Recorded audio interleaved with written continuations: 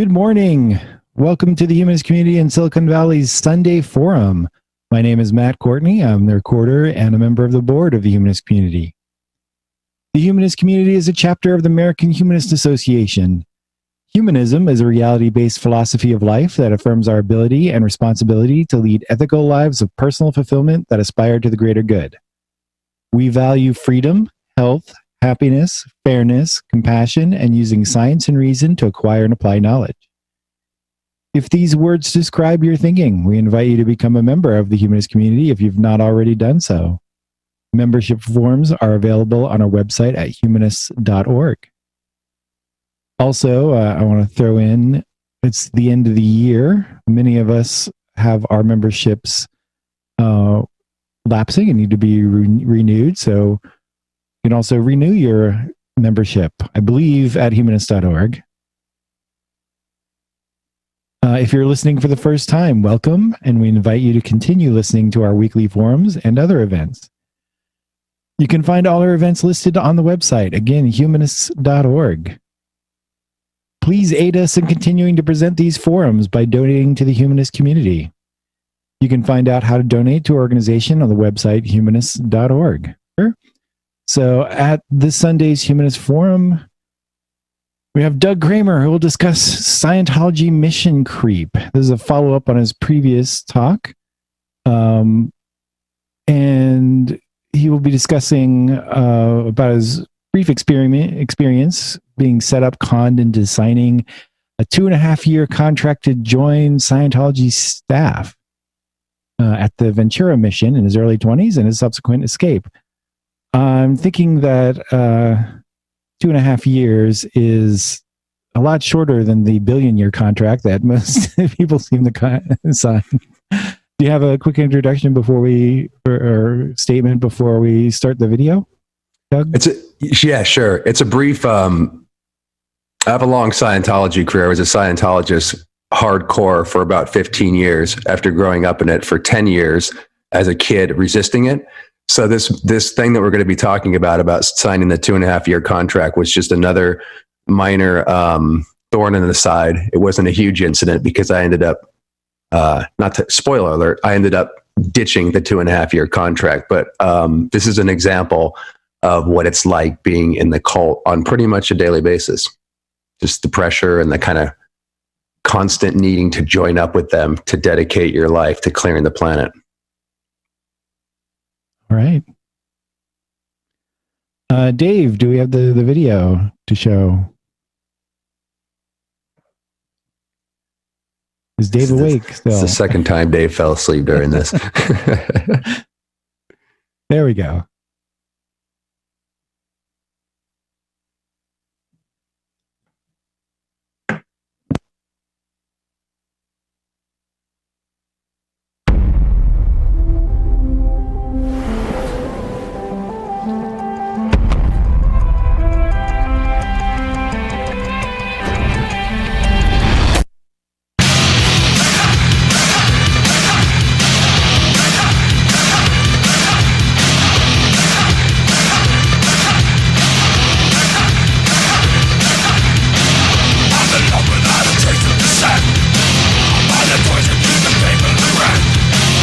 Physical labor, an intense ideological study used to break the subject's will. Or is that the case?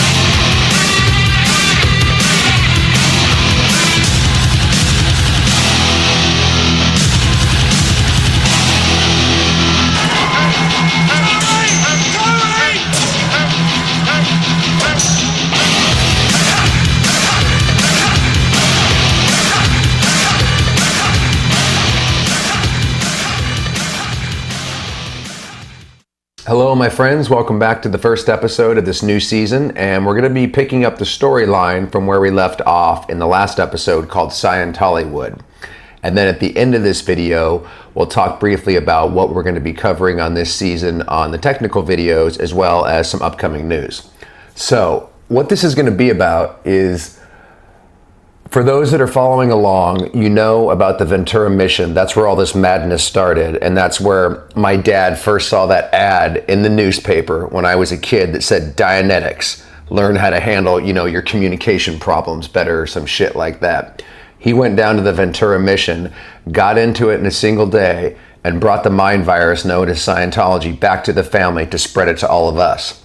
So that's what we're going to be discussing today, because I've been wanting to get to the mission. It just didn't fit into the story until I get back out here to Los Angeles, because where we left off last time is I gave you a background on sort of the three different timelines on what we're going to be covering in the second season on the story part. And the first couple years involve coming down here to Los Angeles, living in a couple of shitty places, near and on Scientology property, going to the Beverly Hills Playhouse and taking acting classes, taking casting director workshops, and basically spending pretty much every day or thereabouts at the Celebrity Center taking courses. So after I'm out in Los Angeles for about a year and a half, the mission, where I did all of my training and auditing, sucked me back in. And it is a trip. I knew what we were going to be talking about today. It's a trip looking back at this whole thing, because like I've said before, I don't feel like a fucking Scientologist. I spent a lot of time reforming my belief system pretty much from the ground up. When I was in my 30s and I woke up, and we'll talk all about it when we get to that point, but when I actually woke up, it was in a single day. And ever since then, it's been a process of, it felt like in my 30s, I was a 6-year-old child. Think about your mind like it's a hard drive or a computer that stores all your belief systems, everything you believe in subconsciously, right? Well, one day it was like having that hard drive completely deleted. And the best way to describe it, because it was this really psychedelic experience that went on for year after year after year. But the way to describe it is basically having amnesia. I didn't really know who I was, where I was. I didn't know what the fuck happened to me. So it was a process of reassembling that whole belief system. And when I look back at this, we're going to be talking about the mission, where I spent so much time going through this brainwashing, where I was a true believer, and I love these people at the mission, and I love Scientology, and I really love this technology that I thought I was learning. Even to this day, it's a trip that shit wasn't what it seemed to be, because that's the power of brainwashing and the power of what we believe. And like I said before, if you can implant belief systems into a person's subconscious, which is really easy to do, but you don't know about that yourself, you might go through your entire life absolutely believing this is who you are, this is who I am, this is how I see things, and it could be totally, totally false.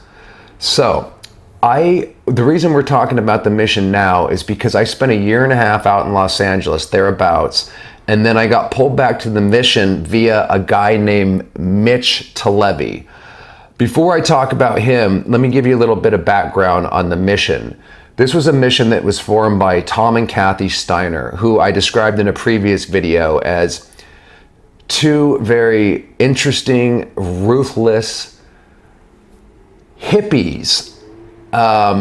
They're kind of hard to describe in a couple words. They don't really fit any category. And one of the things that I remember too about the Scientology scene in general, especially the mission, is that, they're just different people. Tom and Kathy Steiner, who were the mission holders, would have been unbelievable, they would have been very productive people in the quote unquote real world, as would a lot of Scientologists, because it's a different world, and the pressure and the stress that's put on the public, let alone the Sea Org members and the mission holders like Tom and Kathy Steiner, the pressure they had on them to make money and to keep this facade going. I mean, they didn't think it was a facade, they believed in it. And again, we're back to the power of belief. When you believe in something on the level they did and I did and we did as Scientologists, you can do amazing things. And, you know, they manipulated the crap out of me and particularly my parents. They got a lot of money out of them. And they took a lot of our lives, you know, our time, our minds. Obviously, they didn't know that they were doing that, nor did we know that we were being brainwashed. But I have mixed feelings when I look back at all these people at the Ventura Mission as to what I thought then and how I kind of see them now. Okay, so with that brief background, this is what happened in this part of the story. I got roped back to the Ventura Mission for an event that they were putting on over the weekend. I got conned in a very fucked up, sneaky way into signing a 2.5-year contract to join staff full-time, give up my fucking dream in Los Angeles that I just started. And I ended up having to make an escape a few weeks after that because it drove me fucking insane, which we're going to talk about. And then I head back to Los Angeles to continue on with the fucking original dream and plan that I had before these assholes sideswiped it. I've forgotten about a lot of this stuff because I've, you know, moved on with my life, and I never really thought I was like pissed about that. But you know, when I look at all the obstacles that these people, you know, put in my life,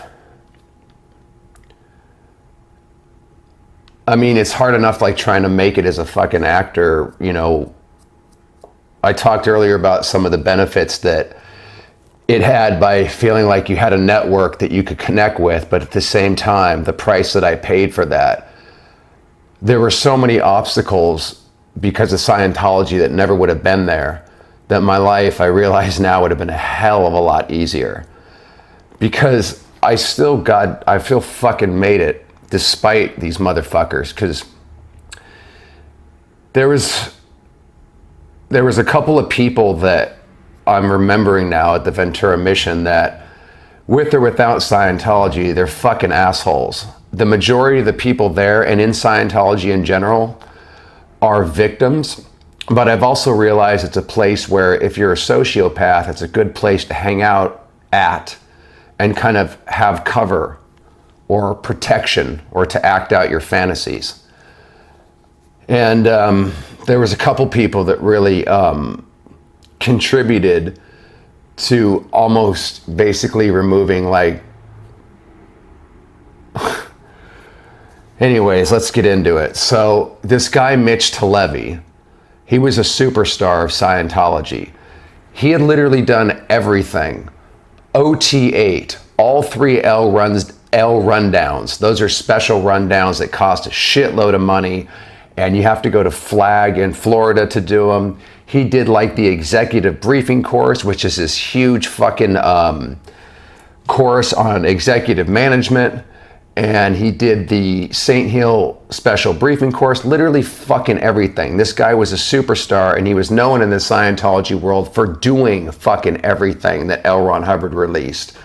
So he was what's called a field staff member, which is an FSM. And that means that he made a lot of money by getting other people into Scientology. They give you 10% of whatever you... I'm sorry. I'm still fucked up from like just thinking about... Sometimes you don't expect shit to come up and I'm just doing a video or whatever, but I'm having trouble getting over being fucking pissed off about this. All right, let me take a moment. So I'm trying to collect my fucking thoughts, man. I knew this was going to be a tough video to do because just because it was going to bring back memories. And all right, let me see if I can get myself back together here and remember what the fuck I was talking about. You see why I fucking smoke during these videos. Long story short, Mitch Talevi was a superstar of the Scientology world, and he was a field staff member, and he would put on events all over probably the US, probably the world, trying to get people into Scientology. And his big hook was, hey, I'm a magical OT. I've done everything that Scientology has to offer. And I was able to pay for it. The reason he was able to pay for it, which I never figured out, is because he's making all his fucking money. You get 10% of everything you sell. So he's making all his fucking money, which is how he's paying for the bridge. Plus you get special awards and stuff and free courses and shit. But in the Scientology world, this was a very special guy to go see. And he lived in and around LA, I believe, but I only got to see him a couple times in my Scientology career. So when the Ventura Mission said, hey, we have this guy, Mitch Talevi, that's speaking at the Ventura Mission, I went down there right away. Now, these motherfuckers, and by motherfuckers, again, man, some of these people are victims and some are just fucking psychopathic assholes. And I don't put Jim Hamry and some of these other people in that boat. Before I get off on all the characters and cast of characters that are at the Ventura Mission, because there's several of them, before I get off track, let me just say that Tom and Kathy Steiner, Jim Hamry, who was the registrar, he was also known as the Hammer because he was so good at what he did. And real briefly about him, because I brought him up a couple times in the past, he died recently in the last couple years, I believe. And like a lot of Scientologists, I don't know the full story, but from what I've heard, he was kind of left out to dry. And I have a lot of sympathy for Jim Hamry, even though he fucked up my parents' life, because he was so good at what he did. He was such an expert registrar. He was so good at selling people.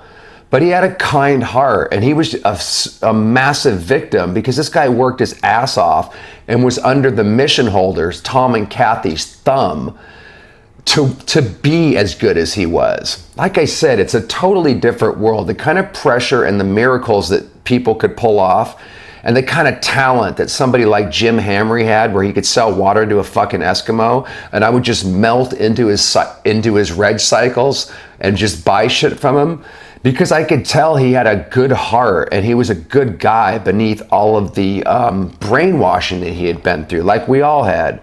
So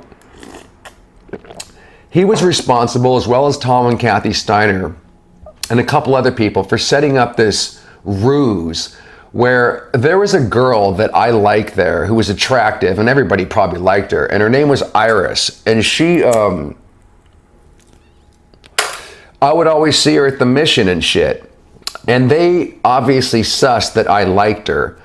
And when I went down to this Mitch Talevi event and got blown out of my mind, listening to them talk about OT and how you can get up the bridge, it was a mind-blowing event. And you would often be ecstatic and go into what I was talking about before, a suggestible or hypnotized state, because you're so used to going into it through the TRs and all the training you do, that when you hear an electric speech like Mitch would give, I was in an ecstatic state, and they knew that. I also mentioned earlier, when you're doing courses, when you're doing your TRs, when you're doing your auditing, that's when they'll pull you out of, they'll try to get you right after that, because you're in the suggestible state, and get you into the registrar to sell a course to you, so you give them a lot of fucking money when you're in this goddamn hypnosis.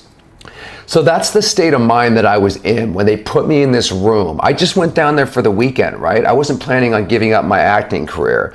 And they put Iris, like, let's say I'm here, and they put me in this room after this event when I'm blown out of my mind. And they're all standing in fucking front of me. And they've been trying to get me on staff and to get me to sign this fucking contract so many times. But I would always resist and tell them no, no, no, no, no. And I was confident in being able to say no, because I never wanted to join staff, because I knew it fucking sucked and I knew what they went through. I also felt guilty too, because I wasn't saving the planet and I was selfishly trying to pursue my dreams. But still, they were never going to get me. But this particular night, man, because like I said, I resisted 100 fucking times. They always hit you up to join the Sea Org or staff or whatever. I always told them to go fuck themselves.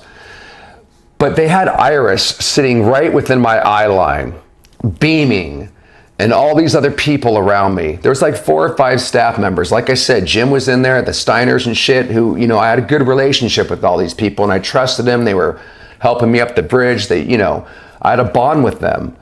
So after hours of them just coaxing me and getting me to sign this contract, don't you want to save the planet? And meanwhile, like I said, Iris is fucking sitting there like out of my eye line. This was all a setup. This is what they plan. This is what they, you know, this is what they do. And of course, I didn't realize this until not that long ago. You know, I mean, it takes a long time to, you know, realize all the little tricks and shit that they do. So anyways, after hours, I'm in this unbelievably ecstatic state. And it's so obvious now I was hypnotized because they only had me in that state for a couple hours. And then when that hypnosis wore off, we'll talk about what happened after that. But it's so easy to see this shit now, man, because they just got me in that state of mind for a couple hours and took me to my breaking point where I was just like, in love with saving the planet, in love with Iris, all this shit happening at the same time. And I finally said, I'll fucking do it. I really want to save the goddamn planet. You're right, I am fucking up by just doing my dreams. This is a much bigger purpose. Where do I sign? You know, when you're in that state like I'm describing, I knew that I didn't want to do that. But the power and the pull to do it, it's so hard to describe because I know it's a phone. I knew I didn't really want to do it, but they had me during those couple hours. And I remember driving home that night and I called my mom and I said, I joined staff, and they freaked out because they're like, what are you doing? You're giving up your dream. Are you sure you want to do that? Like, they were hardcore, you need to be a Scientologist. But when it came to staff, and this is the same with a lot of people, that have kids that are Scientologists, they may not want them to join the Sea Org or staff because they themselves know how fucked up it is and they don't want their fucking kid in there. So my parents and my mother were, are you sure you want to do this? And I was just like in that state of mind for hours, you know, for a few hours while I'm driving home. Same state that I had when I was done with the Pura, same state when I attested to finishing a grade. It's literally being hypnotized. You're in an ecstatic state of mind, and then it wears off after a few hours, a few days, or a week, and so you go back in to handle it again. This is the entire cycle of Scientology, while people think they're going spiritual. Anyways, so I said, yeah, Mom, I totally want to do this. You don't understand. I mean, I'm going to save the planet. I wasn't even thinking about Iris. Nothing ever happened anyways. We went out. When I finally, you know, joined staff, we went out on a couple dates, not even dates. They were stupid. They were like, you know, friendship kind of crap. It was a total setup to get me on staff. And then, you know, Iris also was trapped there, and she was totally under the Steiner's thumb. She lived at their house. And she also was kind of like a hippie chick. There's a lot of hippie people in these cults, right? From fucking Manson to even the Nexium cult shit. They're all like kind of dreamers and hippies and shit. And Scientology has a lot of them, especially in the 50s and 60s. That was a big sell. So not to get off track, but Iris never happened. I'm stuck on staff. And after about a day, I started to question, what the fuck did I do? I just signed over 2.5 years of my life. I moved into the place where Jim Hamry and all these other people were staying, and it fucking sucked because there was a lot of people staying there. I totally was owned by Scientology. Like, you work long hours. Like, right away I was doing like a schedule where I'm like, I'm never going to be able to fucking do this. I had to call up friends while I was on staff and try to get them into the mission. I had to do all sorts of awkward shit where I'm like, dude, I'm not fucking down with this. And this went on for a couple weeks. And finally, because I was dying inside, I was losing my fucking mind because my subconscious realized, dude, you need to fucking get back to what you were doing. You need to get back to Los Angeles. What are you doing? And, you know, I'm sitting there still in the state of mind thinking that I did the right thing. But now, again, the hypnosis is wearing off. So I'm like, what the fuck did I just do? And if anybody knows, any Scientologist knows, it's you're going to be in a lot of ethics trouble if you make a commitment like signing a staff contract, especially a Sea Org contract for 1 billion years, I only signed this for 2.5 years, but it's serious business. And if you renege on it, like I ended up doing after a few weeks, which was a whole cycle that we'll talk about here, they put you through fucking hell. So I only lasted a few weeks before I literally had a psychotic break. That's standard, by the way, all throughout a Scientologist's career, is to just be shocked and shocked and shocked, and to literally have mini psychotic breaks. So the basic routine was long hours, living with a bunch of people that are also staff members at the Ventura Mission, but basically never being there. You're just there to sleep. And like I said, having to do the most awkward shit. They promise you, they'll say fucking anything to get you to sign that contract. And ex-staff members and ex-Sea Org will tell you that this is true. All the way up until the point that you sign that contract, anything that you're into, let's say you want to be an auditor, you want to train up to class 12, you want to get more auditing and move up the auditing side of the bridge, whatever the fuck you're into as a Scientologist, they'll promise you the world. They'll say, yeah, totally, we're gonna send you to flag and train you up to class 12. Oh, you want to get your auditing? We'll get you up to clear within 6 months or whatever, all free of charge, because now you're on staff, because they don't charge you for the services as long as you're on staff. You get everything for free, but then they have a freeloader's debt, which is what I got when you leave. Luckily, it wasn't that big, because the only courses that I had to do was the staff status courses, which is what every staff member takes before they join, which are boring as fuck, and it's just all this, technical garbage of how you're going to be a slave, for the next 2.5 years, or if you're a Sea Org member for 1 billion years. But it's basically the honeymoon phase, the love bombing, motherfucking Irish, throw in, the opposite sex there to fucking hook you in, whatever the fuck it takes. And then as soon as you fucking sign that contract, like everything that I was promised or whatever just went right out the window. And it's like, all right, scrub the fucking floors, call up all your fucking friends that know this is a cult and get them down here, get on the phone. I'm like, I don't want to call these fucking people. They think this place is crazy. Dude, I would get on the phone with some people, man, and just be like, dude, I know, that you think this is crazy, but I'm telling you, Scientology is really good. Can you come down here and just check it out? Dude, I'd be fucking shaking on the phone because I knew my friends thought I was insane. I believed in Scientology, but I wasn't into selling it to my friends. And now all of a sudden I'm supposed to be in LA and I'm suddenly with these weirdos and I'm doing all sorts of staff shit, which I used to watch as a public. And now I'm actually that guy. And it's like, I never wanted to become this guy. I already knew that the staff were treated really shitty. Anyways, I last a few weeks, man. And finally I have a psychotic break. I get in my car and I drive down to the Ventura Beach for a day or two. And I couldn't even think straight because I knew I was in deep shit. Because I just ditched staff. I didn't show up one day and I just drove off down to the beach to try to think. But I wasn't in my right state of mind because I didn't know what I was doing. The hypnosis was wearing off, so I was regretting the decision. And all I wanted to do was get back to LA. And I felt like I was dying inside because I gave up my dream and now I was trapped, because you don't get off.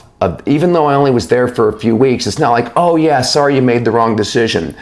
No. What happens is you get security checked.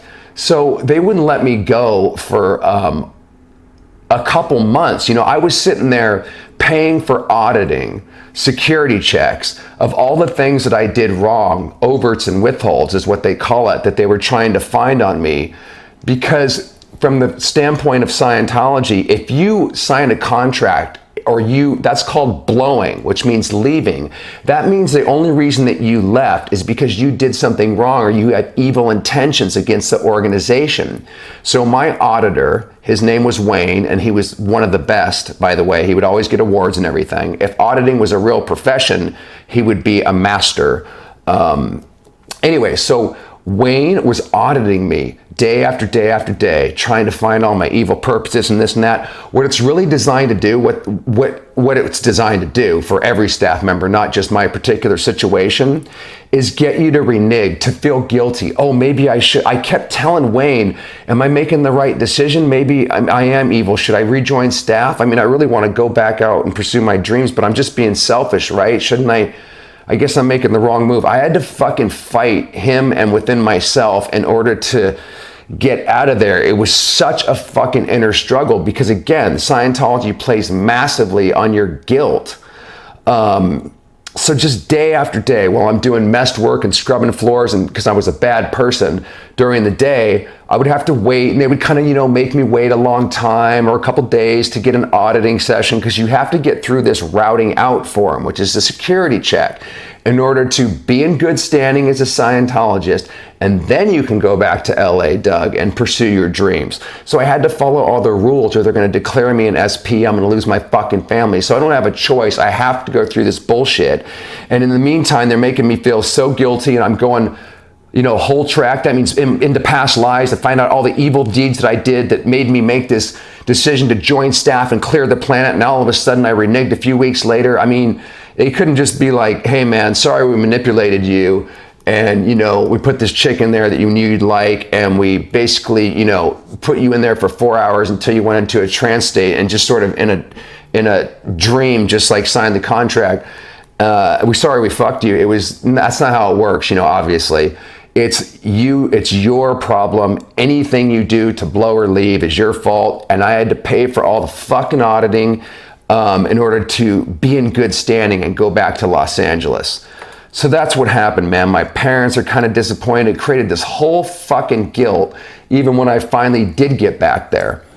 Another thing that I want to say before we kind of wrap this up, this part is, I came to find out later, after doing this channel through a source that's reliable, that the Steiners, my parents, my dad in particular, because as he got into Scientology, he started to do better and better. They were making all his business decisions and everything for him.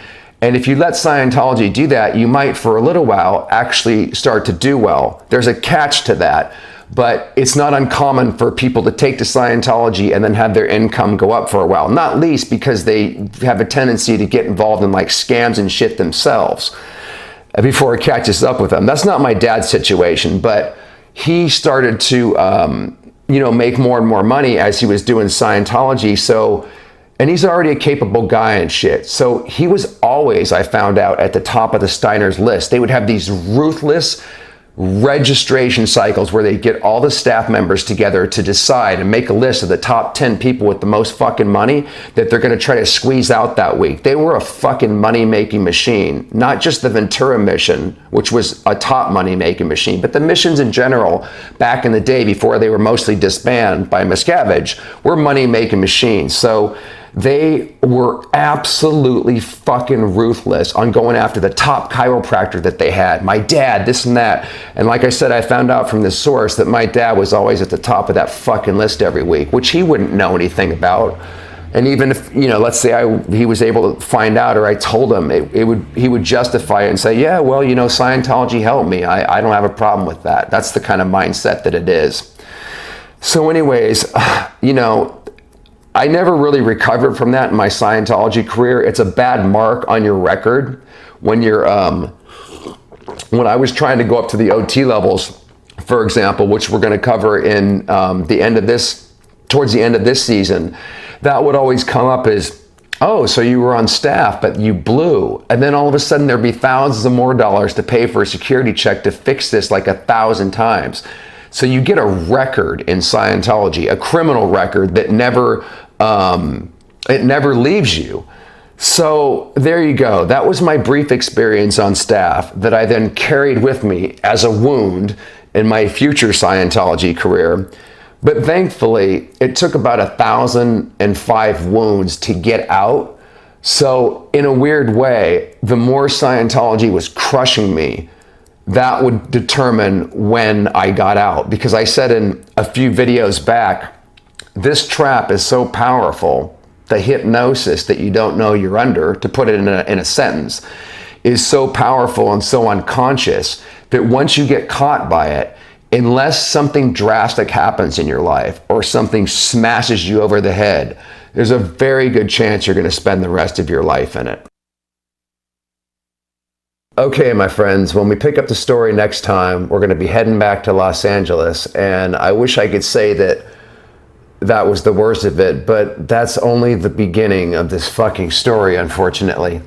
So when we pick up the technical training films, just to give you a quick idea of that for this second season, like I said before, we're going to be going deep into this, and part of that is going to be going back to Scientology's roots, the 40s, 50s, and 60s, where we can discover how, put this thing in context, because, you know, there's Scientology, but then there's all the elements surrounding it. And also, I mentioned before, there's nothing new under the sun. So mind control, you know, and the shit we're talking about has been around forever, since known human history.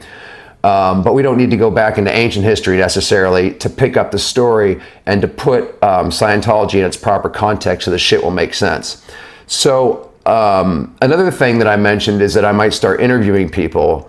I mentioned that in the last video, and I do have an interview lined up with a guy that I'm super stoked to talk to, because he was there's like hundreds, if not fucking thousands of like people, book or, you know, authors, people on YouTube, fucking articles, just endless people that I just got knowledge from who will never know about me just because I was, you know, online or reading books, just trying to, you know, reprogram my mind. And this guy is one of them. His name is H.G. Tudor.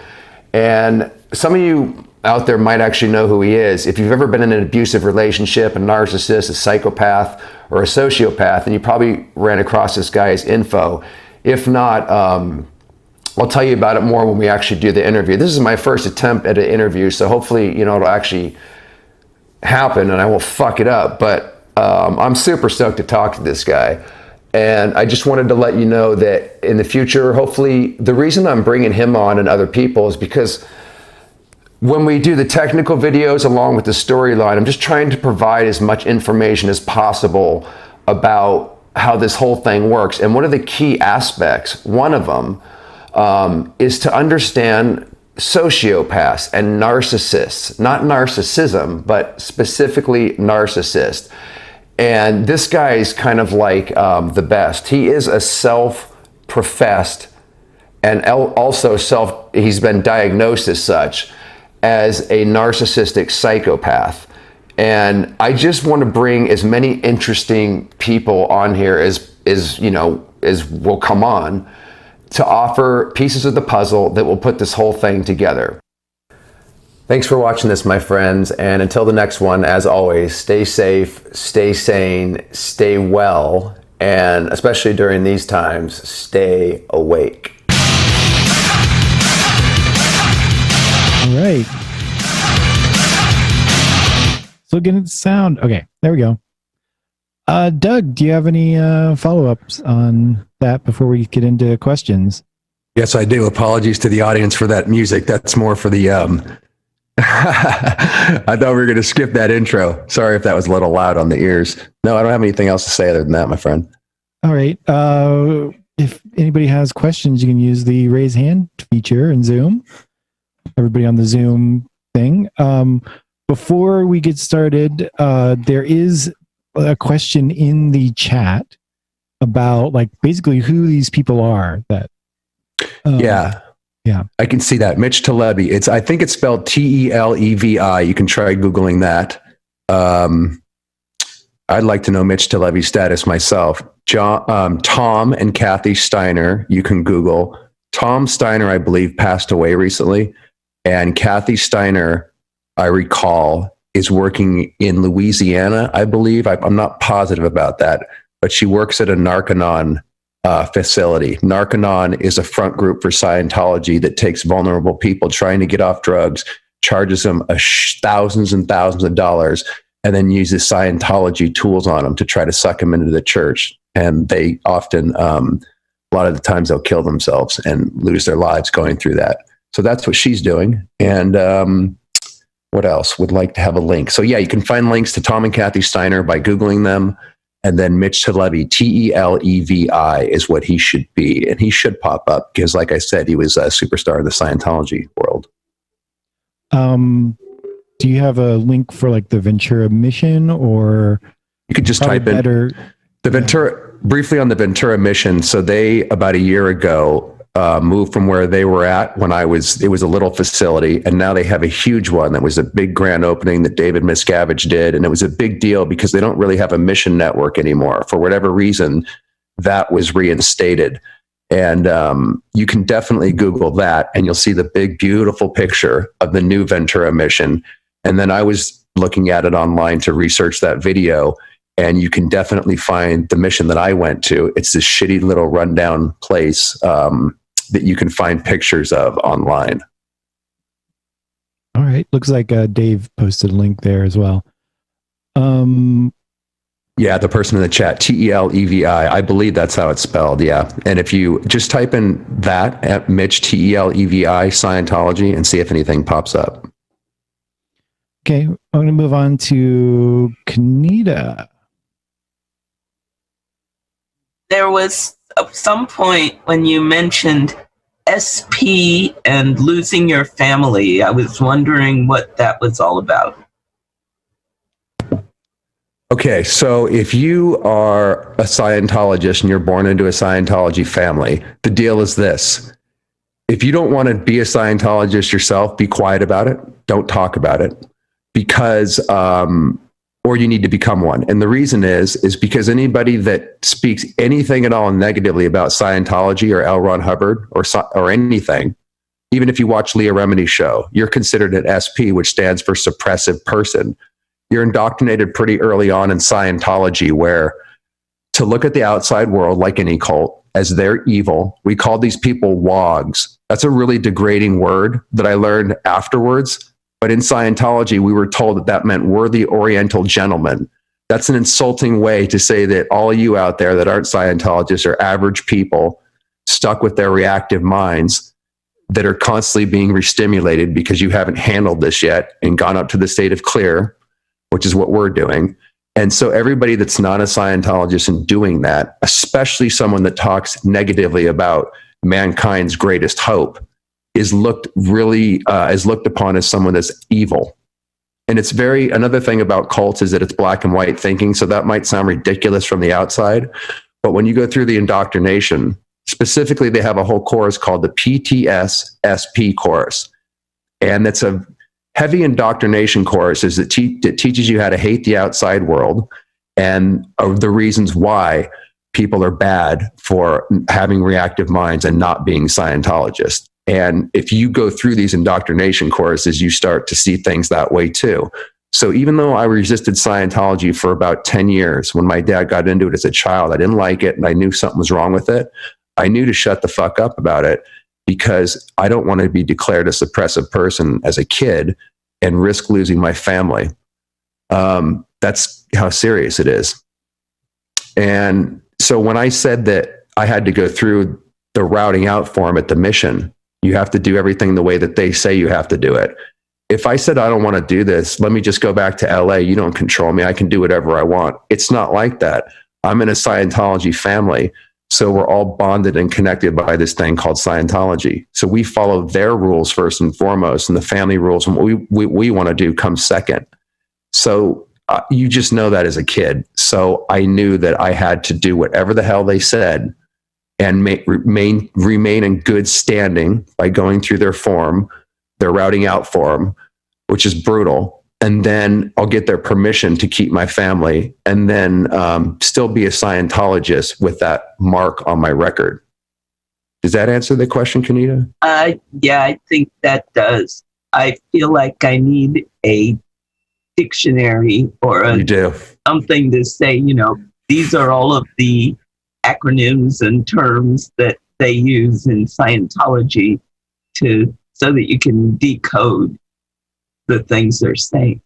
Absolutely. We talked about that last time too. That's part of the mind control, to change the words. And they have a dictionary that's about that thick, 1,000, 1,500 words. Some of them have multiple definitions. And check it out. This is how it works, by the way, how you get those words in your head, because they're ridiculous, but it's part of reframing your reality through words. So when you're taking a course, let's say you do a communication course, you're going to start learning just by reading the course about, you have to look up words about, well, what does clear mean? What does pre-clear mean? In other words, in these courses, they're hitting you with Scientology words right away. So you have to go to their dictionary and start learning them. This is really complex, but I'll keep it simple because it's quite clever the way they kind of get you in innocently. When you're looking up these words over and over and you're learning the new Scientology words while you think you're just doing a communication course, for example, you're starting to learn how to think differently. And so after weeks and months go on, you start adopting these terms, and it's impossible or becomes very difficult after a while to think outside of that.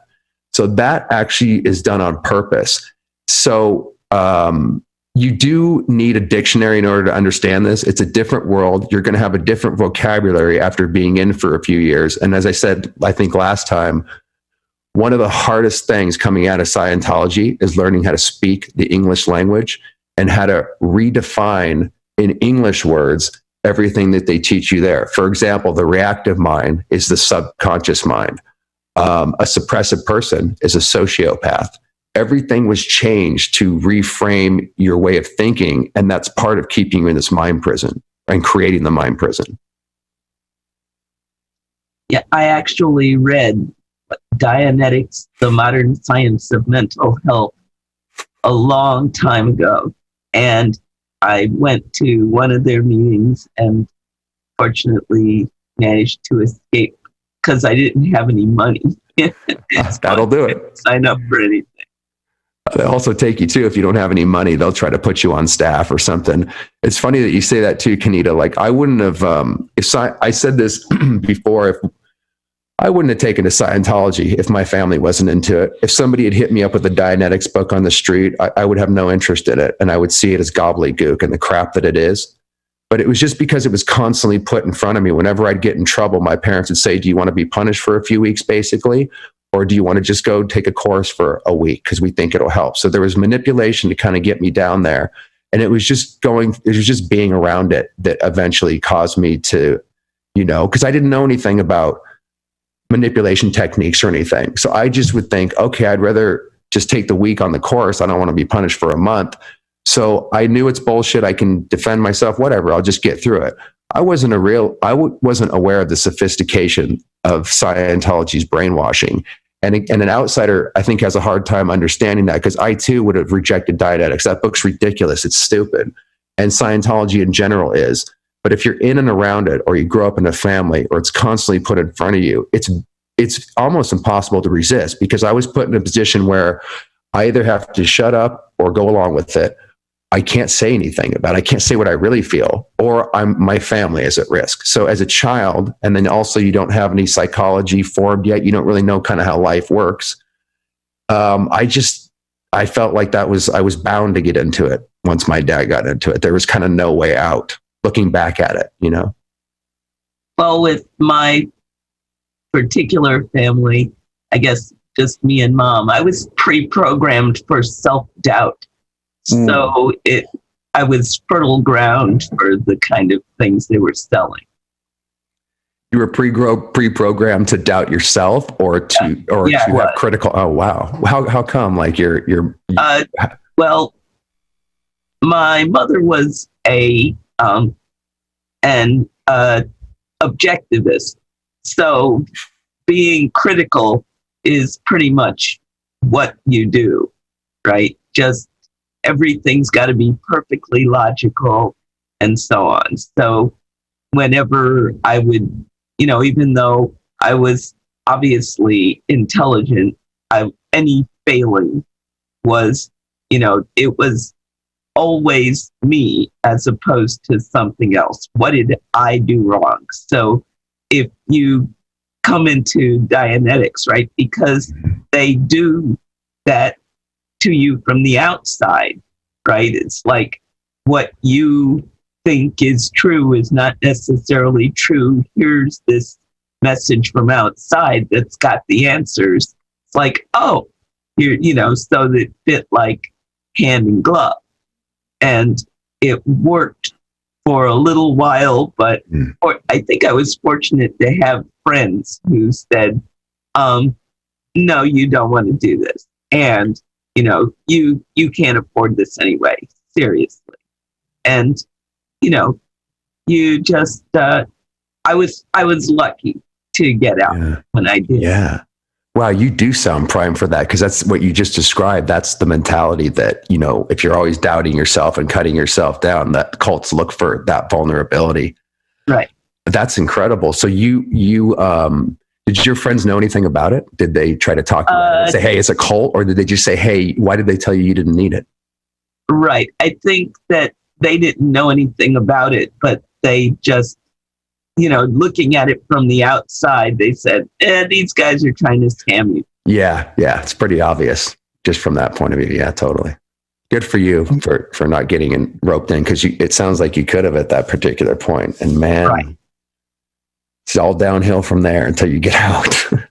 Okay. We got to move on to other people, but thanks, Kania. Yeah. That was a good discussion. I do want to point out, I've got my copy of Dianetics. Put that right down. I also want to point out to those people who don't know, it's not a small book. You can see how thick it is. Well, this does include, I think from this little mark here, that's the dictionary that they have with all their terms and stuff, specifically in Dianetics. I'm sure it doesn't cover everything, but hello. Yeah. Roy popped in. Okay, Roy was next. Back in 1950, 51, I was on my way possibly to prison because I was a draft resistor. And I had some support group, and one of them said, yes, there's a Scientologist agent or therapist that focuses on draft problems. And so I went to him, and first of all, he gave me the skin test, and I was very impressed with the needles and the metering and stuff. But he asked me, what's my background? I said, well, I just a few years ago graduated high school and got an honorary science award, and I was on my way to interested in math and physics and chemistry.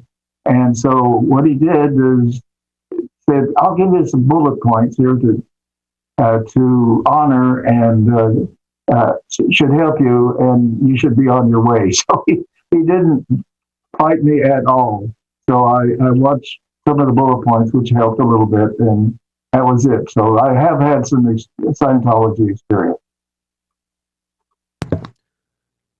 Did you say, I didn't quite understand that. So did you say that he was an agent or something? He was a psychologist? He was, Yeah, he was a therapist.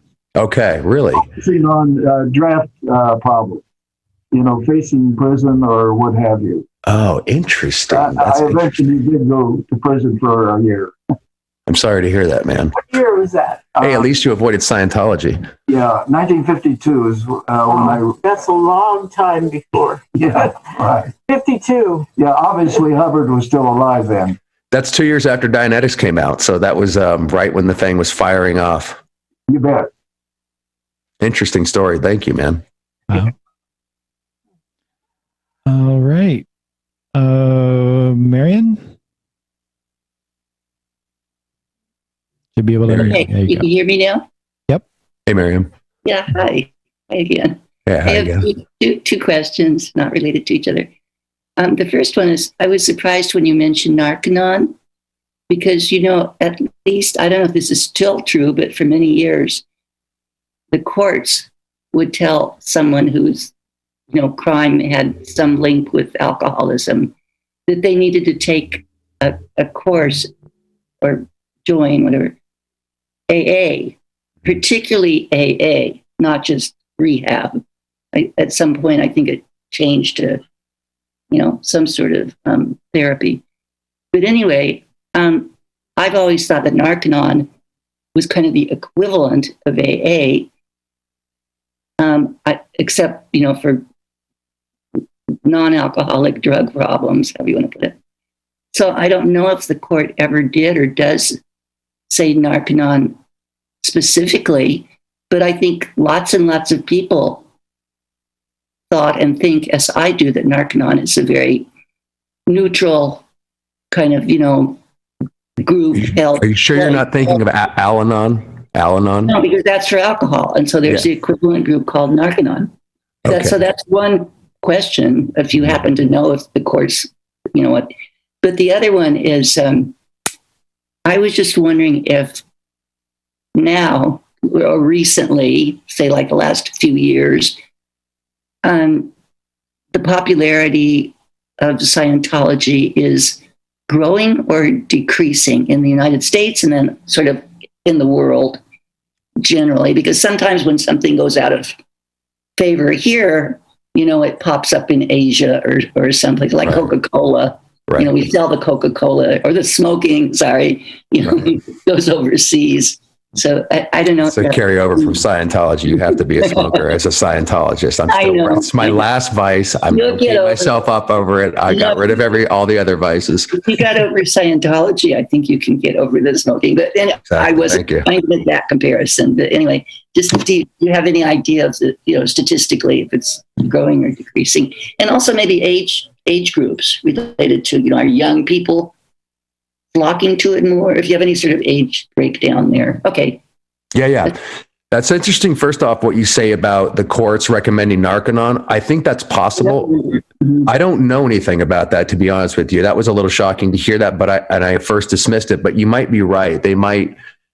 Scientology does have their web in with politics and everything. They're like a virus that kind of manipulates and gets blackmail material on people. That's how they got their tax exempt status, by the way, by blackmailing the IRS. So that's what they do. So I'm sure that they actually do, Miriam, have Narconon recommended through the courts here and there. I'm sure that's happened, but I can't verify it.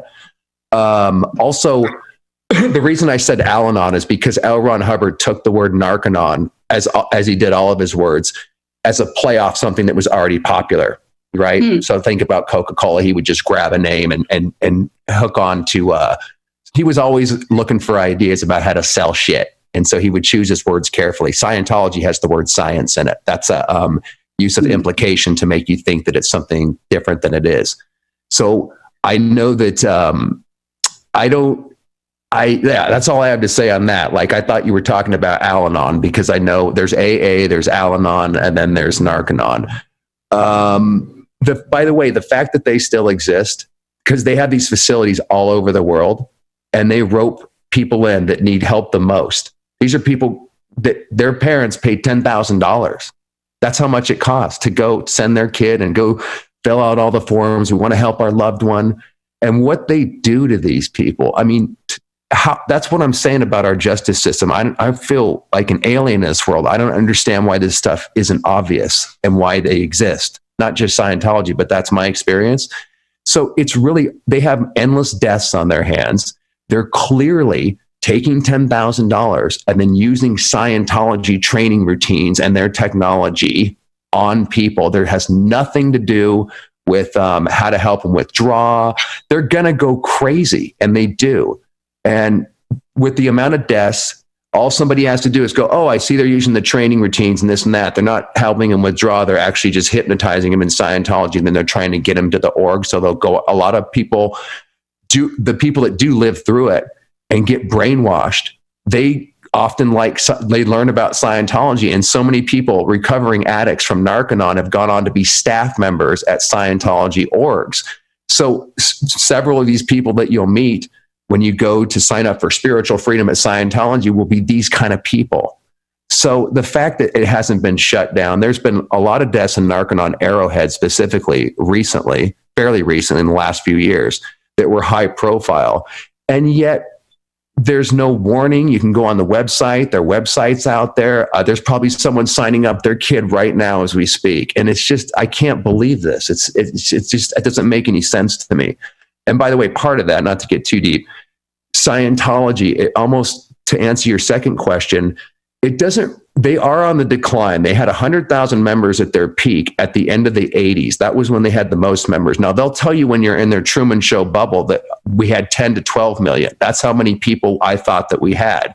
And the reason you believe that is because as a Scientologist, you have to go to events every 6 months where David Miscavige puts on this 3-hour hoorah of all the different PR material about how we saved this person, we did this, we did that, and we have all these members. So in the Truman Show, it looks like you believe what you're told. It was a shock to find out that there's only 25,000 members left.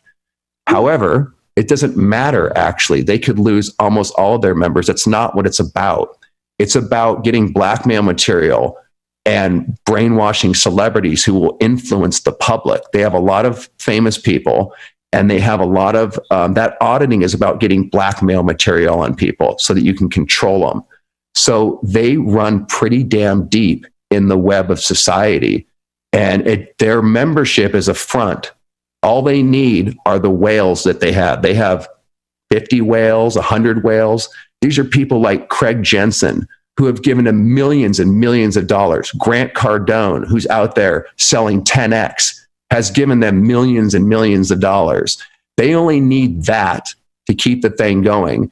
And what it really is a front group to get material through the auditing sessions on powerful people in this world. So that's what it is. And everything else is window dressing. I just am finishing a video on this where I show that the rank and file members, people like me, we think we're going spiritually free. We think this auditing is the best thing since we think it's mind blowing when you get disassociated and you feel like you met God and you're having all these revelations.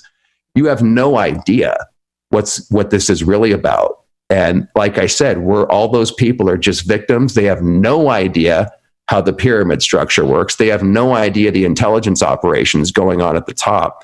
And they literally think they're just in a church. Since you said that Scientology itself is on the decline a little bit, definitely. If there's some other groups that you might mention, even that have come to take its place, and just in terms of popularity and the same kind of a pyramid thing, I can't think of another particular one offhand. My guess is that there's many, but we don't know about them as much, or they're not as pervasive or whatever. Yeah, actually, one of them that came to mind is I talked about in the last time there was a book that was dropped off on my doorstep that snapped me out of Scientology called Combating Cult Mind Control by Steve Hassan. He was a Moonie. The Moonies, for example, run just like Scientology. They, again, have a lot of people in their pockets. They have a shitload more membership and more money than Scientology. There's a lot of them, Miriam. I mean, they're all over the place. And that's the Scientology. The only thing that makes that thing a little bit different, I think, or a little bit more unique, is that their fair gaming, their blackmail, their ability to manipulate, to get people in their pockets is pretty extreme. So I don't know how to explain it. They're just, maybe they have a little more desire to take over the world. We thought as Scientologists that we were going to take over the world and government. That's what we were encouraged. We were told we were doing, because we need to get government in line with Scientology policy, and we needed to get everybody clear and everything. So the people in there, the brainwashing, it might be the same for other cults. Every cult wants to spread their philosophy and make everybody like them. It's just Scientologists are super serious about it, and they have the tools to really go after it. And they've been very successful at doing that.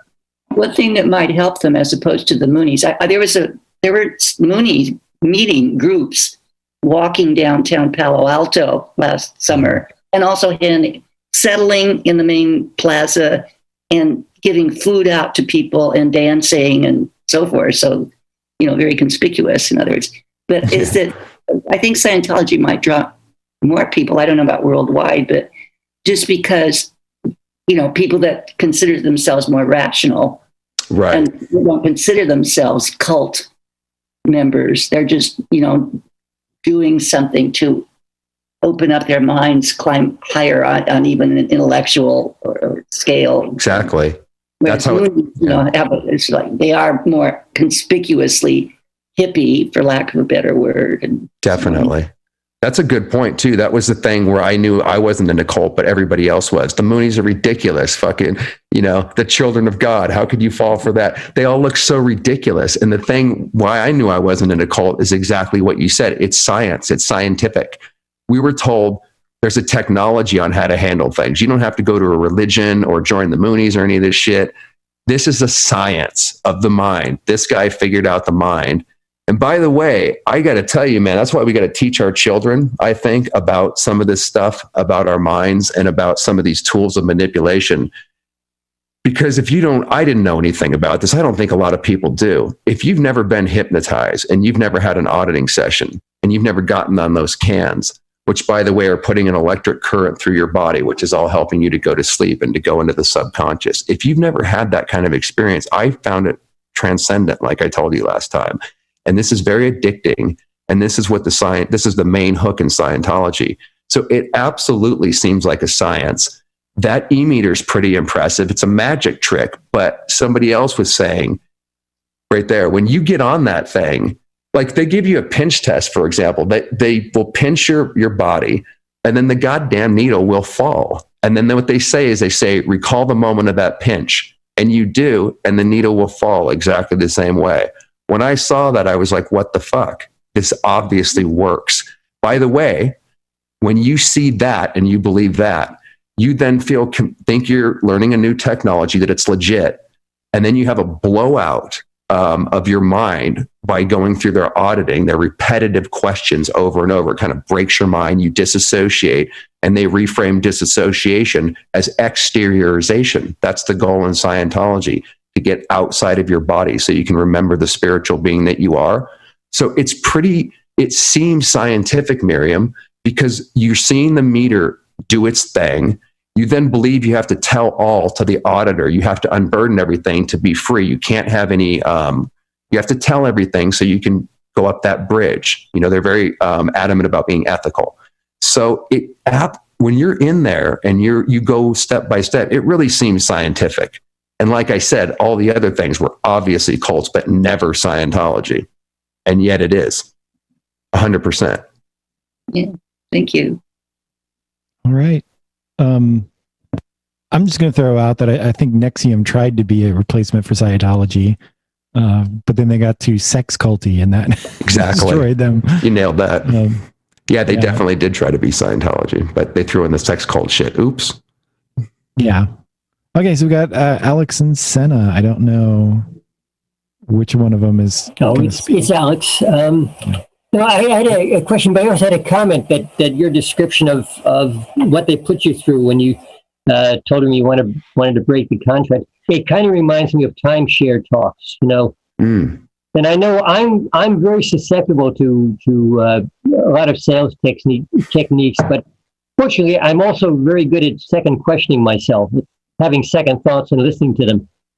What I was wondering about is you said they got the tax exempt by blackmailing the IRS. I assume you mean their former or perhaps present Scientologists in the IRS who they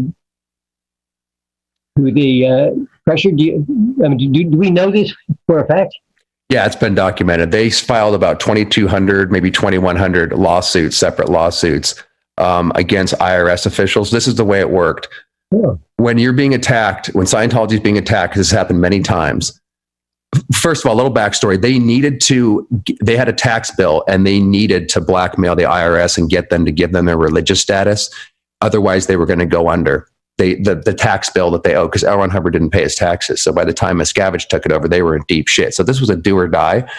And it would seem like it would be impossible, right? We're going to blackmail the IRS and get them to give us our religious status. This is what they do. They get all their membership, their hardcore fanatic membership, to maybe they have a lawyer that's a Scientologist. Maybe they have Scientologists in all these different professions.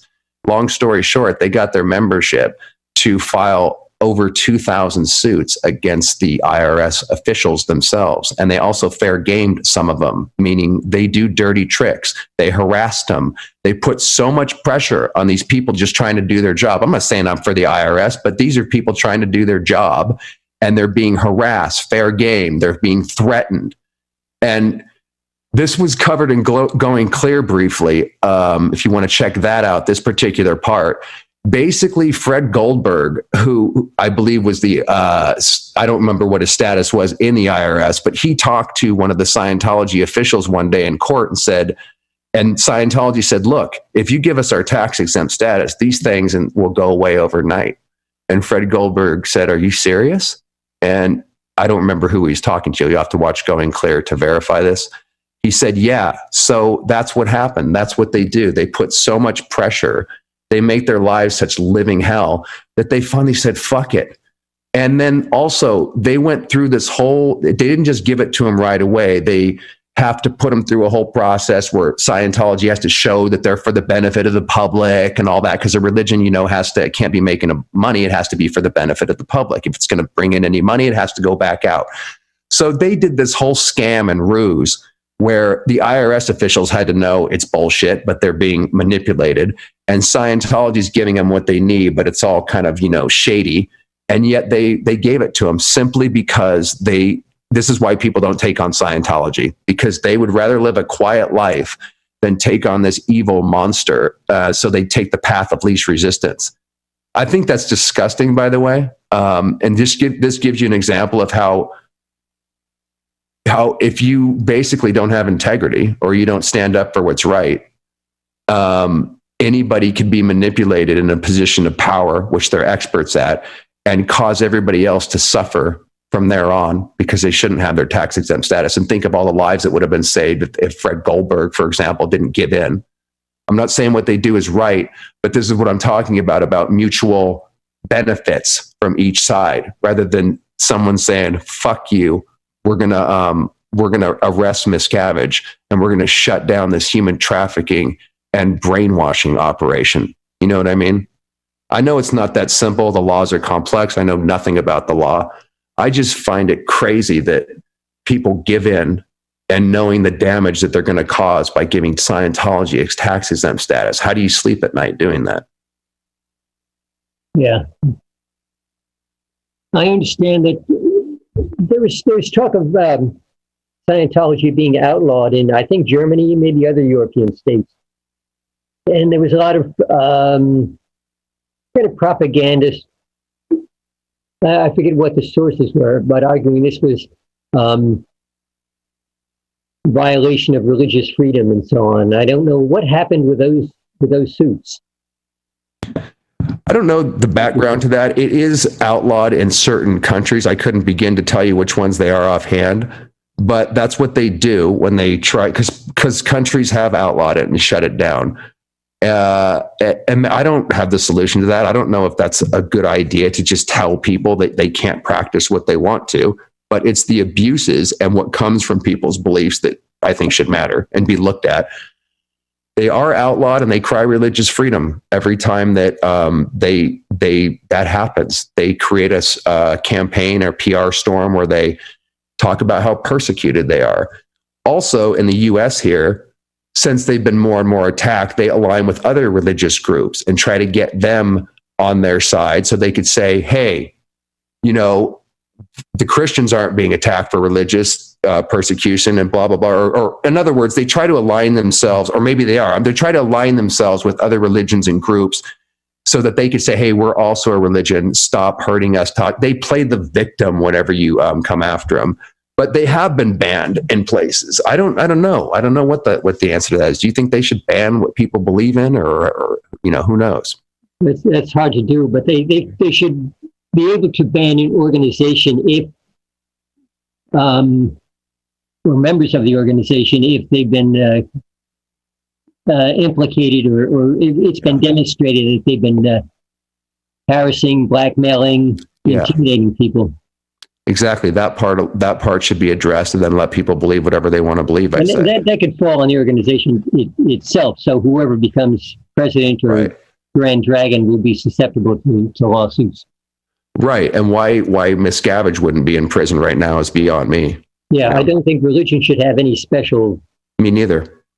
That's such a good point that you make, by the way, Alex, because that's how they've been able to get away with their abuses. They simply claim that they're a religion, and because of in the US, you can get away with so much shit that's outside of legality, that's completely illegal. And then when they get caught, you taken to prison, they say you have to go through our own arbitration system to handle this. They have their own. They're, like I said in the last video, they're like a world within a world, because they have their own way of doing things, including their own justice system. And when someone wants to put justice on Scientology, they just had a judge recently. There's this gal on Leah Remini's show, or that works with Leah Remini, who was trying to, get some justice. And they said, they passed it and said, you have to go through Scientology's arbitration because they're a religion. And the courts here don't want to take up, because we're back to that point about being, blackmail. They don't want to deal with it. They just say, okay, you're a religion. That's fine. The Constitution, one of the amendments says you can't pass a law respecting an establishment of religion. That's not quite the same as saying you can't put burdens on them. And that apparently has not been interpreted that way. I think since the rise of communism, we decided that religion is on our side. We can use, the government decided it could use religious prejudice to support government behavior. Yeah. It's all kind of intertwined in the same thing, isn't it? Why do we have such a thing as religious freedom that protects people that are abusing people and hiding under the guise of religion? That's ridiculous. Yeah, one of the scandals with the Catholic Church was that when there were complaints of sexual abuse, the church's stand was that this should be handled by the church itself, of course. Not secular authorities. Exactly what Scientology does, and what all the cults and religions do. Same thing. They always want to. I understand that. I mean, as a believer, I thought we were doing the right thing by handling it internally. The government was evil. All these people were evil. Let us just handle it ourselves. I didn't think that was anything. There was anything wrong with that at all when I was in the bubble. Outside of it, it looks insane. I want to jump in real quick before we move on to the next question. But you were talking about the arbitrage thing, or arbitration. That actually has been like a big deal with corporations, because they're allowing corporations to force people into contracts that require arbitration if there's any issue. And I'm wondering if that's kind of like part of the unintended consequences is, Scientology can now use these exact same things that the corporations are using to take away people's rights, I know that L. Ron Hubbard studied very like a psychopath, studied how to use and manipulate the way that society's actually set up. So he knew that there were loopholes in the law, and he knew how to use the law to the advantage. He basically described it as the way that this justice system and the way kind of society is set up. It's easy to have it work for the criminal. And he would actually talk about this in his lectures, especially when you get up to the intelligence divisions at the top of their pyramid. This is the Office of Special Affairs, which Mike Rinder was the head of for 25 years. He did these kind of intelligence things. And that's when you learn the secret L. Ron Hubbard directives, where he talks about how easy it is to use the court system and the justice system to get rid of enemies and this and that, because it's set up for the criminal to get away with shit. I thought he was, I think he was right about that, because when I look at all the different ways that he marketed Scientology, was able to blackmail people, get people to shut up using the justice system. This guy simply used all the loopholes of the way that our things are set up, and simply knew how to use it, because it was fucked up to begin with. If something's that easy, if the justice system allows Scientology to win, doesn't that tell you that something would be wrong with the way we do justice? Because that doesn't make any sense. Yeah. Well, we could have a further discussion on that, but not to get off track, man. I just find it ridiculous. Yeah. Eileen has a question. So Eileen, you'll have to unmute yourself. I can't unmute you for you. Okay. There you go. Go ahead. I worked for the IRS for 35 years. I was a tax auditor and a revenue agent. And I remember when they said Scientology was a religion and let them go. And I was shocked. And I'm interested what you told us, that they sued a bunch of the employees to get them to let go. Because I remember I knew a little, I'd heard and I knew a little bit about Scientology, and I was shocked that they were letting them off, just calling themselves a religion. And in this country, there's a lot of idea that religion should be above the law. Like, look at what's happening now with the getting together, and regardless of the virus. I feel like saying to these priests and rabbis, do you really want your people to die? Is that why you want them to all come together? And they say it's because of money. They want them to contribute. But it's almost like saying, jump in this volcano for us. It's crazy. And religion gets this ability to control things that they really should not have the ability to control. I mean, to me, religion is a fantasy. Every culture decided, when people woke up enough to think, gee, how did we get here? And where are we? And who created all this? Every culture made up their own fantasy. Right.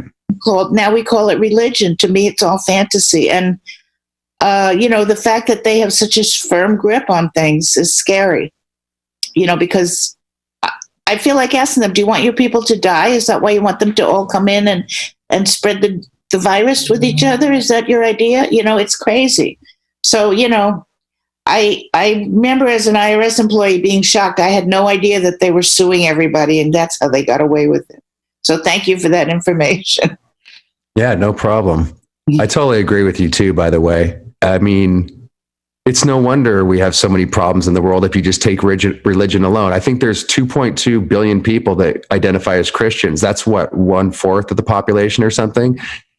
If you have that as your perception of reality, and that's the filter that you see everything through, and that's just religion, and that's just 1/4 of the population. No wonder the world itself would reflect such insanity, because you can't live in a fantasy. I don't think you can go through life believing in fantasies and expect your life to turn out well. I mean, because I was in an alternate reality as a Scientologist. What I believed, even though it was hardcore and it was deep, it wasn't true. So it fucked my life up. And when I got out and I entered reality, my life has improved 100-fold. So I don't blame other people for being religious. I get it. That's the way they're born. That's what they believe in. We all need to know what the fuck we're doing here. It's something you kind of want to answer, right? But it's insane. Like, how can we go forward if we're still believing in Santa Claus? A majority of the population is, you know what I mean? Yeah. And every culture comes up with a different story, like it's because people thought, gee, what happened? How did we get here? We got, enough interest, enough awake to think about, gee, where is, and now we have science. They didn't have science. We have science, we have evolution, we have, all kinds of science that explains life, and life is incredible. And we're lucky to be here on this little tiny speck in the universe and a planet that supports life. But the fact that they think that there's some guy in the sky who's judging you and telling you what you have to do at all times, or in Scientology, their rules, I just think humans are not rational creatures. I agree. Religion, I heard it said before, religion is the greatest form of mind control ever invented, and it was invented by us. And so we kind of do it to ourselves. I have a mug that I bought that says, "Science doesn't give a fuck what you believe." And reality, I heard a quote once that says, you can ignore reality, but you can't ignore the consequences of ignoring reality. In other words, believe what you like, but reality will always be the judge. Reality is real as far as we know. Yeah. I mean, there's so much we don't know, That's true. The universe and the world, but the little we do know, it's not religion. Religion is just a made up story. Every religion, Mm-hmm. But maybe you could think that, well, for one thing, it's a way for people to gain power by, having a religious power. And for another thing, it's comforting to some people. Definitely. When I die, I go to heaven. And definitely. I see all my old friends and my family. It's comforting. It's a comforting fantasy, but that doesn't make it not a fantasy. I know. I think you also just hit on it right there too. Because if we don't know, this is what got me into Scientology, and I think religious people, we want to know what the hell we're doing here. What's life about? Like you said, once we became conscious, how can you not ask these questions? Right. So we have to have something. The alternative is, and all religions, by the way, they always kind of scare the shit out of you too, because none of us want to die. We want to feel like something's going to happen. We want that certainty. That's what Scientology is. The other religions haven't figured out. I know it's the big question, but we actually have the answers as to what happens after death. We have the answers of the mind. And this isn't religion, it's science. Right. So they took what you said using science throughout the religion, supposedly. And yet I was believing in the fairy tales, just like, like you said, the man in the sky. There was no difference between my irrationality as a Scientologist and a Christian. I'm sorry. I know that's going to offend, I know there's so many people that, would be offended by that, but it's like, because a Christian would say, hey, I've heard this from my Christian friends. Hey, you're a Scientologist. You're an idiot. You need to believe in God. And I just roll my eyes back. Like, they don't even realize, again, they're not in a cult, but everybody else is, because they don't believe in Jesus. Right. It's crazy. It's so insane. And like this thing with the virus and the vaccine, a lot of people say, well, I'm not going to take the vaccine. I want to see what the side effects are going to be. And I think, well, have you heard of the side effects of the virus? It's called death. So, maybe you want to consider that side effect.